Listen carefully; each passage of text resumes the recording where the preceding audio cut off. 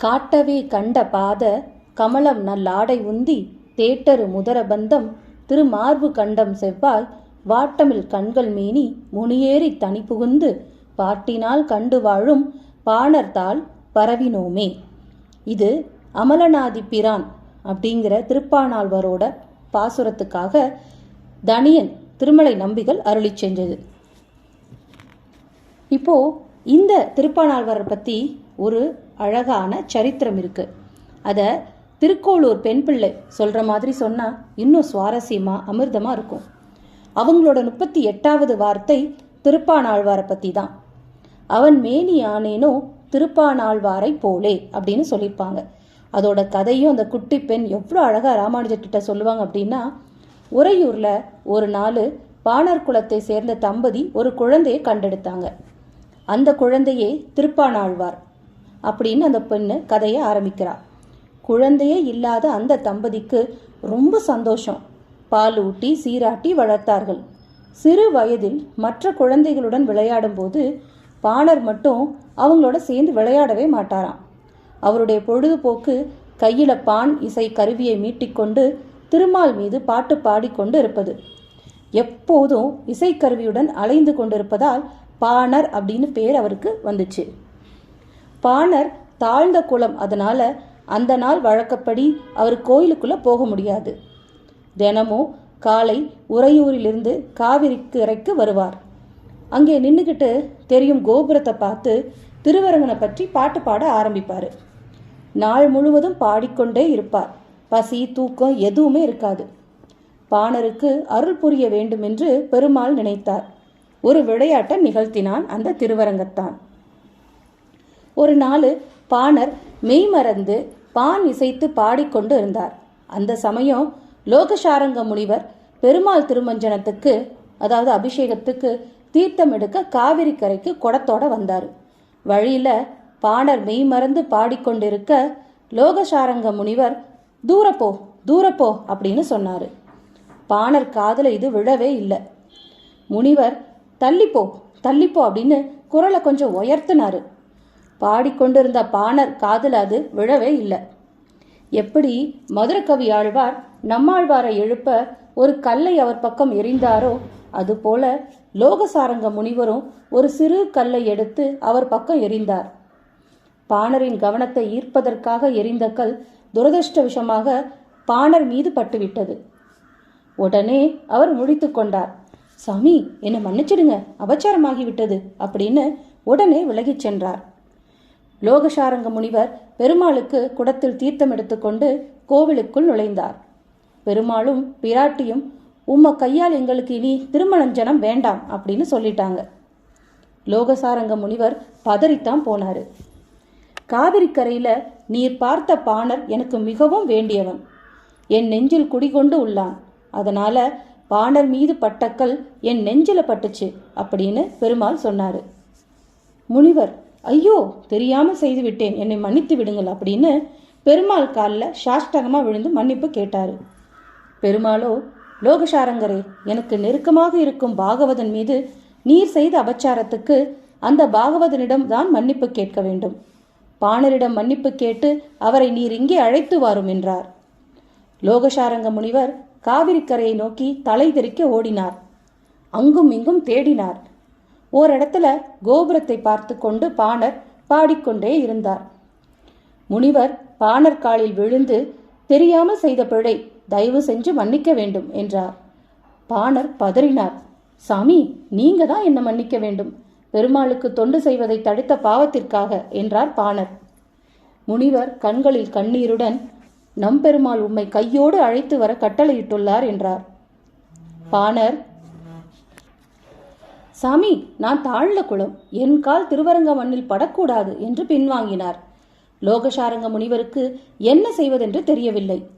அரங்கனின் கட்டளை எப்படி மீறுவது? சட்டென்று அவர், உமது கால் மண்ணில் படாமல் அழைத்துச் செல்கிறேன் என்று கருட வாகனம் போல கீழே அமர்ந்து என் தோளில் ஏறி அமருங்கள் என்றார். பாணர் தயங்கினார்.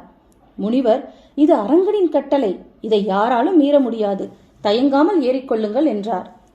முனிவரின் தோளில் ஏறிக்கொண்டு கோவிலுக்குள் முதலாக நுழைந்தார் பாணர். உள்ளமும் உடலும் பூரிப்பாக இருந்தது. முதல் கோபுரத்துக்குள் நுழைந்தார். அங்கே அரங்கன் காத்து கொண்டிருந்தான். பாணர் மற்ற கோபுரங்களை கடந்து கருவறைக்குள் வருவதற்கு நேரமாகும். அரங்கனுக்கு உடனே கன ஆசை. பாணருக்காக அரங்கன் தன் காலை சற்று நீட்டினான்.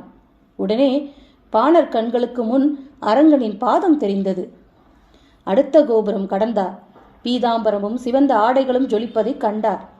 அடுத்த கோபுரத்தை கடக்கும்போது வயிற்றுப் பகுதியும் அடுத்தடுத்த கோபுரங்களை கடக்கும்போது இடுப்பும் மார்பும் அதில் முத்து மாலைகளும் தெரிய கருவறை வர பாணர் கீழே இறங்கினார். பெருமாளின் முகம் பிரகாசமாக தெரிந்தது. மெய் சிலித்தது. திருமணத் தூண்களை பிடித்து கொண்டார். அரங்கன் அருகே சென்றபோது வெண்ணெய் வாசனை அடித்தது. திருவரங்கனின் சிவந்த உதடுகள் புன்முறுவலுடன் காட்சி கொடுத்தது. கண்கள் பாணரை நோக்கி கருணையுடன் நீண்டது. இனி இந்த அரங்கனை கண்ட கண்கள் வேறு எதையும் பார்க்காது என்று கண்களை மூடிக்கொண்டார். உடனே திரு பான் ஆழ்வார் பெருமாளுடன் கலந்தார். பான் பெருமாள் ஆனார். இந்த கதையை கேட்டுக்கொண்டிருந்த ராமானுஜர் கண்களை மூடிக்கொண்டிருந்தார். ஏன்னா அந்த குட்டி பெண்ணு தானே இந்த கதையை சொல்லிட்டு இருக்கா. சாமி, திருப்பாணாழ்வார் போலன்னா திருவரங்கன் மீது பாடவும் இல்லை, அவருடன் கலக்கவும் இல்லை. அதனால நான் இந்த ஊரை விட்டு போறேன் அப்படின்னு அவ ஊரை விட்டு போறதுக்காக 38வது காரணமா இந்த காரணத்தை சொல்றாரு. அப்போ இன்னும் ராமானுஜர் கண் திறக்காம பேசாம தான் இருந்தார். அப்ப அந்த பொண்ணு கேட்குறா, சாமி என்ன யோசிக்கிறீங்க அப்படின்னு. அதுக்கு ராமானுஜர் சொல்றாரு, பெண்ணே, திருக்கோளூரில் இருந்தாலும் உன் கதையால் என்னை நடக்காமலே திருவரங்கம் அழைத்து சென்று அரங்கன் முன் நிறுத்தி விட்டாய். உனக்கு என் வந்தனங்கள் அப்படின்னு சொன்னாரு. சாமி, நான் சின்ன பெண்ணு, என்னை நீங்க வணங்கலாமா அப்படின்னு அந்த பெண்ணு பாணர் போல பதறினாள். குழந்தாய், அடியார்களை வணங்க வயது வித்தியாசம், ஆண் பெண் குலம் எதுவும் பார்க்க வேண்டாம். தொண்டரடி பொடியாழ்வாரும் திருப்பாணாழ்வாரும் 2 பேருமே அடியாருக்கு ஆட்படுத்தத்தான் வேண்டும் என்று பெருமாளிடம் பிரார்த்தித்தார்கள். புரியவில்லையா? சொல்லுகிறேன் கேள். திருப்பள்ளி எழுச்சியில் தொண்டரடி பொடியாழ்வார் உன் அடியாருக்கு ஆட்படுத்தாய், பள்ளி எழுந்து அருளாயே என்று சொன்னார். இப்படி அரங்கனை அவரை எழுப்புகிறார். இதே திருப்பாணாழ்வார் அமரநாதி பிரானில் அடியாருக்கு என்னை ஆட்படுத்த விமலன் அப்படின்னு 2 பேருமே அடியார்களுக்கு ஆட்படுத்தத்தான் வேண்டும் அப்படின்னு சொல்றாங்க. அந்த குட்டி பெண்ணு ஒரு சின்ன சந்தேகம் கேட்கிறா. பெருமாள் கருட வாகனத்தில் போகிறார். பெருமாள் பெரியவர், கருடாழ்வார், அவருக்கு தொண்டு செய்பவர். ஆனால் லோகசாரங்க முனிவர் பெரியவர், அவர் தோளில் ஆழ்வார் ஏறிக்கொள்ளலாமா அப்படின்னு கேட்கிறா. இது எல்லாருக்குமே இருக்கிற கேள்வி. சிஷ்யர்களும் அந்த குட்டி பெண்ணும் ராமானுஜர் என்ன சொல்ல போகிறார் அப்படின்னு ஆவலுடன் எதிர்பார்க்கும் போது ராமானுஜர் அதுக்கு விடை சொல்றார். பெண்ணே, நீ நல்ல கேள்வி கேட்டாய். திருத்துழாய் பெருமாளின் திருவடியில் இருக்கிறது. சில சமயம் அவனுடைய தோளில் இருக்கிறது.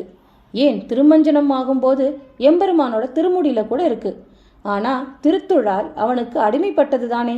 அதே போல திருப்பாணாழ்வாரும் லோகசாரங்க முனிவரின் தோளில் வீற்றிருந்தாலும் அவருடைய அடியவரை அப்படின்னு நாம புரிஞ்சுக்கணும் அப்படின்னு சொல்றார். இந்த மாதிரி திருப்பாணாழ்வாரோட கதையிலிருந்து நிறைய விஷயங்கள் நாம புரிஞ்சுக்க முடியும். இன்னைக்கு அவரோட திருநட்சத்திரம். இந்த நல்ல நாள்ல அவரோட கதையை தெரிஞ்சுக்கிறது ரொம்ப உத்தமமா இருக்கு. இந்த திருநாள்ல அமலநாதி பிரான் முழுவதும் படிக்க முடியாட்டியும் முதல் பாசுரம் அவரோட திருவடி தாமரைகளோட திவ்யானுபவத்தை சொல்லுது. அதை சொல்லி இந்த கதையை முடிச்சுக்கலாம்.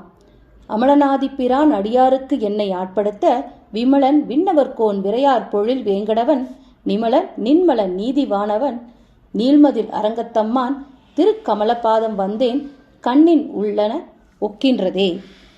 ரொம்பவும் பிரசித்தி பெற்ற கடைசி பாசுரம், கொண்டல் வண்ணனை கோவலனாய் வெண்ணெய் உண்ட வாயன் என் உள்ளம் கவர்ந்தானை அண்டர்கோன் அணியரங்கன் என்னமுதனை கண்ட கண்கள் மற்றொன்றினை காணாவே.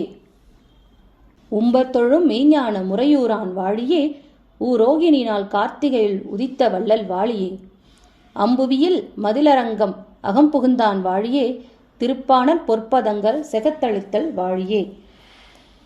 ஓம் சர்வம் ஸ்ரீ கிருஷ்ணார்ப்பணமஸ்து.